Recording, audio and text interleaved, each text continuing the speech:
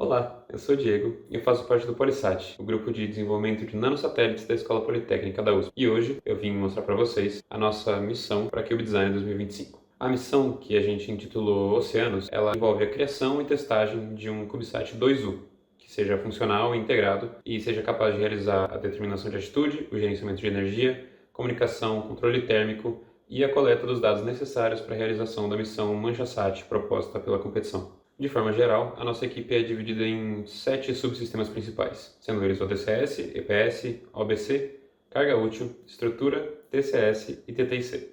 Para o ODCS, o objetivo é determinar e controlar a orientação ou atitude do satélite, fazendo apontamento inercial e rastreamento de luz. Para isso, são usadas uma roda de reação com um motor e alguns sensores, por exemplo, o MPU 9250, magnetômetros, LDRs. Além disso, para o projeto e documentação do subsistema, foi feita a modelagem completa das equações de estado, diagramas de blocos, cálculo dos polos e margens do sistema. Agora, falando um pouco sobre o EPS, que é o subsistema que gerencia, monitora e fornece energia elétrica para os outros subsistemas. Como alguns dos desafios principais para o EPS, temos a fabricação de painéis solares, junto com o pessoal da mecânica. A gente também tem o fornecimento de diferentes tensões em diferentes linhas, desde 3.3 ou 5 volts para microcontroladores e componentes mais simples, até 13.8 para o motor da roda de reação, por exemplo.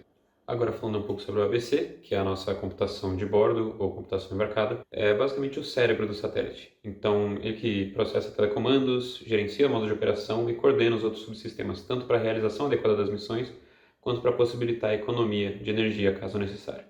Eles implementam isso usando uma placa STM32 e nela é implementada então uma máquina de estados com 6 modos, sendo eles o Standby, Safe Mode, ADCS, Mission, Thermal Stress e Full. Isso é feito por via de um sistema de RTOS com tasks de prioridades variadas, que vão definir automaticamente o que o satélite vai fazer. A comunicação, tanto WART, I2C e GPIO, ela é feita toda através de um único barramento compartilhado entre todas as placas de circuito de todos os subsistemas. Em relação à carga útil, como é proposto na missão ManchaSat da competição, nós implementamos um sistema de processamento de imagem e análise ambiental. A equipe optou por usar um Raspberry Pi Zero W e um módulo de câmera, tanto pelo preço mais baixo quanto pelo menor consumo energético. Sobre os algoritmos em si, eles são implementados usando bibliotecas comuns, como OpenCV e NumPy, e o que ocorre é basicamente a segmentação da imagem para a obtenção da área de interesse, no caso a área azul. Em seguida são usadas máscaras baseadas em cor e contraste e cálculos vetoriais para a estimativa da área da mancha de óleo e também para a determinação da embarcação culpada por esse vazamento. Tudo isso também acompanha o pareamento dos dados do sistema de AIS, que vem do nosso subsistema TTIC. Sobre a estrutura mecânica do satélite, como dito inicialmente, ele é um satélite de modelo 2U, ou seja, ele é de 2 unidades cúbicas com 10 cm de aresta, feito em alumínio 7075, seguindo o padrão Cal-Poly.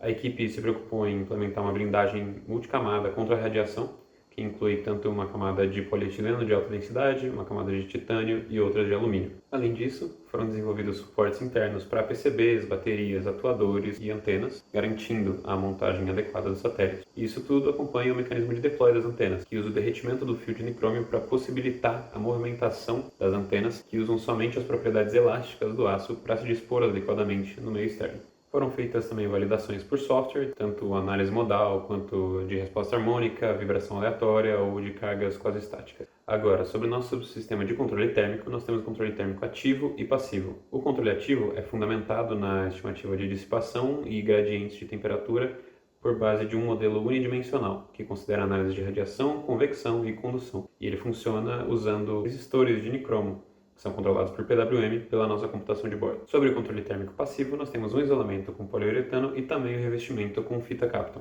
Para o TTIC, o nosso subsistema de telemetria e telecomandos, a gente tem um link entre o satélite e a Terra estabelecido com módulos LoRa em 433 MHz. As antenas usadas para essa comunicação geral são 4 antenas monopolo defasadas em 90 graus uma da outra. Isso possibilita a comunicação independente do ângulo da posição do satélite. A lógica desse sistema de comunicação é implementada em um ESP32, que usa uma máquina de estados, e o protocolo RDT 3.0. Além disso, também é feita a codificação e empacotamento dos dados, metadados e formatação compacta para a comunicação com outros subsistemas. Sobre a comunicação AIS, ela usa uma antena planar e funciona em 930 MHz, e para demodulação é usado outro módulo LoRa compatível com essa frequência. E essa foi a nossa missão para a Cube Design 2025. Nós somos o Polissat e muito obrigado por assistir.